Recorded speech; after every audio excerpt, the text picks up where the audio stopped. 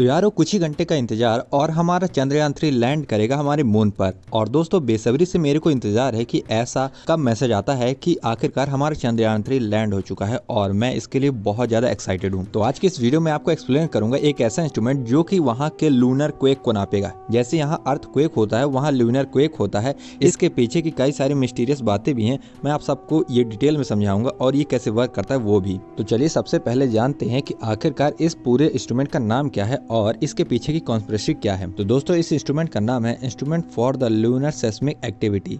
तो दोस्तों इसमें सेस्मिक वर्ड का मतलब ये निकलता है जो लूनर क्वेक होती हैं, जैसे अपने यहाँ अर्थ क्वेक होते हैं उसी तरह का सेम फिनोमिना लूनर क्वेक में होता है। लेकिन बस मुद्दा ये है कि वहाँ जैसे हमारे यहाँ कॉन्टिनेंट होते हैं वो आपस में ड्रिफ्ट करते हैं तब ये होता है, लेकिन वहाँ ऐसा कुछ नहीं है। तो आखिरकार ये कैसे हो रहा है और आखिरकार वो कौन सी घटना थी जिसके चक्कर में पूरी दुनिया में एलियंस की कहानी फैलने लगी और सब मून से डरने लगे और सब वहाँ कॉन्स्पिरेसी बनाने लगे कि मून में एलियंस रहते हैं इसलिए वहाँ जाना खतरे से खाली नहीं। तो दोस्तों ये घटना थी अपोलो 12 की। जब अपोलो 12 का क्रू वापस आ रहा था अर्थ पर तब उसका एक मॉड्यूल जाकर टकरा गया मून से और दोस्तों मून करीबन 30 मिनट तक वाइब्रेट करने लगा। और यही वो घटना थी जिसको रिकॉर्ड किया था सेस्मिक एक्टिविटी इंस्ट्रूमेंट ने, जो कि चंद्रयान 3 के साथ जा रहा है। लेकिन ये इंस्ट्रूमेंट तब बहुत कमज़ोर था, अब बहुत ज़्यादा सेंसिटिव है। लेकिन इसके चक्कर में ही पूरी कॉन्स्पिरेसी बन गई कि यहाँ एलियन रह हो सकते हैं। और दोस्तों जो डाटा फाउंड हुआ था उसमें भी कुछ ऐसा ही लग रहा था कि शायद मून अंदर से खोखला हो सकता है। तो दोस्तों एक नेचुरली फॉर्म मून अंदर से कैसे खोखला हो सकता है? तो दोस्तों ऐसा नेचर कभी नहीं बनाती, लेकिन ऐसा मैन मेड हो सकता है। मतलब एक ऐसी प्रजाति का बनाया हुआ मून हो सकता है जो कि हमारे आसपास घूम रहा है। तो दोस्तों यही बात थी जो पूरी दुनिया में फैल गई और आग की तरह लग गई।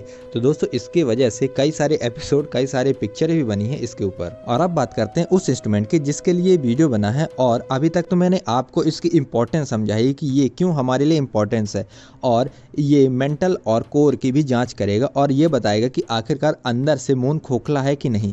तो दोस्तों आप सब बेसब्री से इंतजार कीजिए हमारे चंद्रयान 3 के सक्सेस होने का। फिर 2 से 3 दिन बाद ये आपको डाटा मिलना चालू हो जाएगा और दोस्तों ये करीबन 14 दिन तक ऑपरेट करेगा, उसके आगे नहीं कर सकता। तो चलिए शुरू करते बिना किसी देरी के।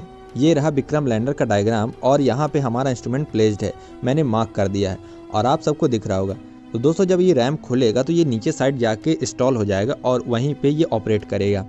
तो मैं आपको बता दूं कि जैसे ही ये ऑपरेट करेगा तो इसकी हल्की सी वाइब्रेशन इसको बता सकती है कि कहाँ वाइब्रेशन हो रही है एग्जैक्ट। और दोस्तों ये ज़्यादातर कोर और मेंटल के बनाया गया है क्योंकि ये पता लगाना है कि आखिरकार चांद अंदर से खोखला है कि नहीं है और इस थ्योरी को गलत साबित करना है जो मैंने आपको पहले सुनाई। तो दोस्तों बेसिकली ये नासा के कोलैबोरेशन के साथ बना ये इंस्ट्रूमेंट और ये आर्टेमिस मिशन के लिए हेल्पफुल होगा। तो आप सबको मैं बता दूं कि हार्मोनिक मोशन पे आधारित है, जो कि आप सबके स्क्रीन पे डायग्राम आ रहा है तो उसमें आपको अच्छा समझ में आएगा। तो 2 कंडक्टर हैं इसमें और एक जो प्लेन पट्टी है वो एक रॉड है जो कि फ्रीली मूव कर सकती है।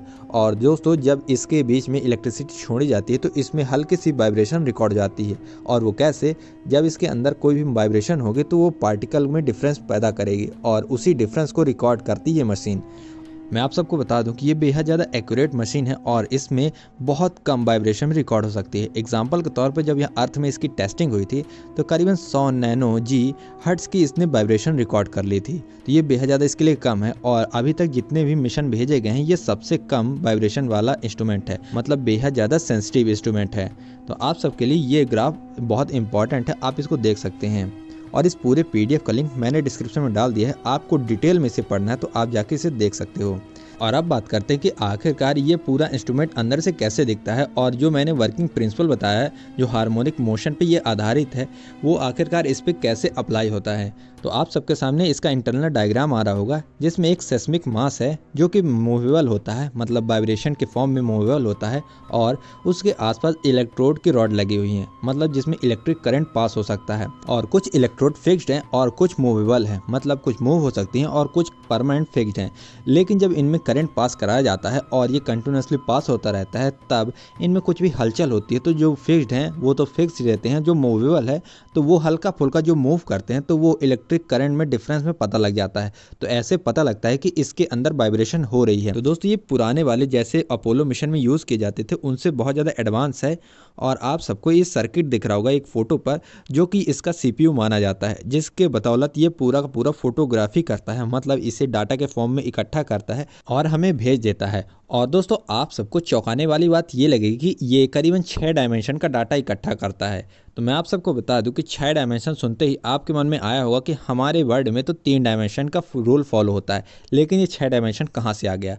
तो मैं आप सबको बता दूं कि 3 डायमेंशन जो जब ये मूव करता है तब के हैं, और 3 डायमेंशन तब जब ये लैंड कर जाएगा और ग्राउंड की स्टडी करेगा तब के 3 डायमेंशन है। तो दोस्तों आप सबको कंबाइन करके बताया जा रहा है। और ये तस्वीर है इसके पूरे ओवरऑल स्ट्रक्चर के। इसके अंदर जो पार्ट हैं वो आप सबको मैंने दिखा दिए हैं, और कुछ डायग्राम और दिखाता हूँ जल्दी जल्दी।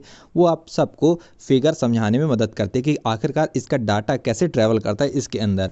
आप सबके सामने ये डायग्राम आ रहा है जिसमें ये बताया जा रहा है कि आखिरकार कैसे इसके अंदर डाटा फ्लो होता है। और ये 3 मॉड्यूल के सहारे डाटा फ्लो होता है X Y and Z form में। और ये 3 मॉड्यूल रेगुलेटर को डाटा भेजते हैं, और इन रेगुलेटर का नाम है फील्ड प्रोग्रामेबल गेट एरा।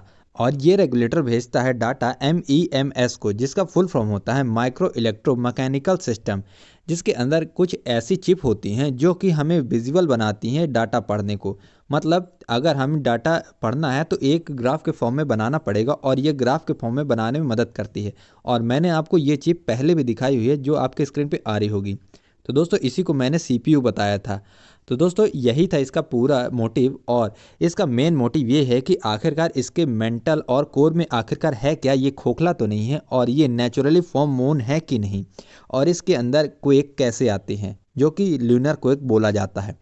तो दोस्तों आई होप आप सबको ये टॉपिक समझ में आया होगा। अगर आया है तो अपने दोस्तों के साथ शेयर कीजिए और वीडियो को लाइक कीजिए।